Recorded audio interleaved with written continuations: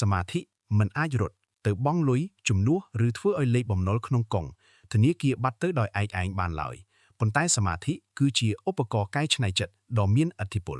បំផុតដែលជួយផ្លាស់ប្ដូរស្ថានភាពខួរក្បាលរបស់អ្នកពីការភ័យរន្ធត់ stress ឲ្យមកជាភាពស្ងប់និងប្រាជ្ញាដើម្បីដោះស្រាយបំណុលបានជោគជ័យខាងក្រោមនេះជាមេកានិកដែលសមាធិនិងសតិចូលទៅជួយអ្នកក្នុងការដោះស្រាយបំណុល 1. រំលត់ភាពភ័យរន្ធត់និងបង្កើនតក្កវិជ្ជា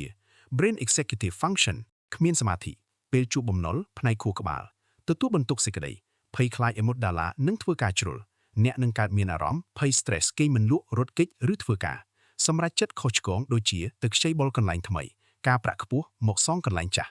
មានសមាធិការអង្គុយធ្វើសមាធិនិងដកដង្ហើមវែងៗជួយពន្លត់សញ្ញាអាសន្នភ័យខ្លាចនោះរួចបើកដំណើរការខួរក្បាលផ្នែកមុខ prefrontal cortex ដែលជាផ្នែកគិតវិភាគនិងដោះស្រាយបញ្ហាពេលចិត្តស្ងប់អ្នកនឹងមើលឃើញច្រកចេញច្បាស់លាស់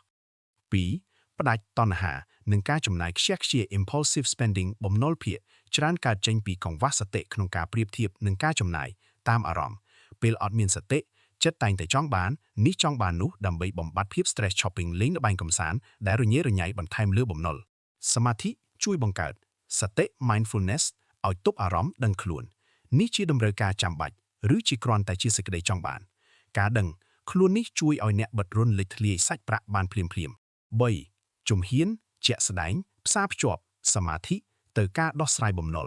ដើម្បីដោះស្រាយបំណុលបានអ្នកត្រូវប្រើសមាធិដឹកនាំចិត្តបូកសកម្មភាពជាក់ស្ដែងអង្គុយសមាធិស្ងប់ចិត្តបញ្ឈប់ភាពភ័យខ្លាចរៀបចំផែនការបំណុលចាប់ផ្ដើមអនុវត្តធ្វើសមាធិ5ទៅ10នាទីមុនពេលបើកមើលបញ្ជីបំណុលចុចផ្ដើមដកដង្ហើមចូលចេញឲ្យជ្រៅៗដើម្បីរំលត់ភាព stress ទទួលស្គាល់ការពិត acceptance ប្រើសតិទទួលស្គាល់ថាបំណុលកើតឡើងរួចទៅហើយការ stress មិនអាចរំលាយបំណុលបានទេមានតែការប្រឈមមុខទេទើបដោះស្រាយបានធ្វើបញ្ជីសកម្មភាព action plan សរសេរលម្អិតតើជំពាក់អ្នកណាខ្លះការប្រាក់ប៉ុន្មានរៀបចំអាទិភាពសងបំណុលណាដែលមានការប្រាក់ខ្ពស់ជាងគេ avalanche method ឬទំហំ smallest តូចជាងគេ snowball method មុនគេដើម្បីបង្កើតកម្លាំងចិត្តចរចាប្រឈមមុខនិយាយដោយស្មោះត្រង់ជាមួយម្ចាស់បំណុលឬធនាគារដើម្បីសុំពន្យាឬសម្រួលការប្រាក់ចិត្តដែលស្ងប់ចេញពីសមាធិនឹងធ្វើឲ្យការនិយាយចរចាមានទម្ងន់និងគួរឲ្យទុកចិត្តសេចក្តីសន្និដ្ឋានសមាធិមិនមែនជាមន្តអាគមបង្កើតលុយទេប៉ុន្តែវាជាអ្នកបង្កើតស្មារតីនិងភាពក្លាហានឲ្យអ្នកឈរជើងជាប់ឈប់រត់គេចហើយប្រឈមមុខដោះស្រាយបំណុលតាមបែបវិទ្យាសាស្ត្រនិងមានផែនការច្បាស់លាស់ Elicitations Group Message ដើម្បីជួយរៀបចំផែនការដោះស្រាយបំណុលជាក់ស្ដែងបន្ថែម Elicitation Label សូមពន្យល់ពីវិធីដោះស្រាយបំណុលតាមបែប Snowball និង Avalanche Query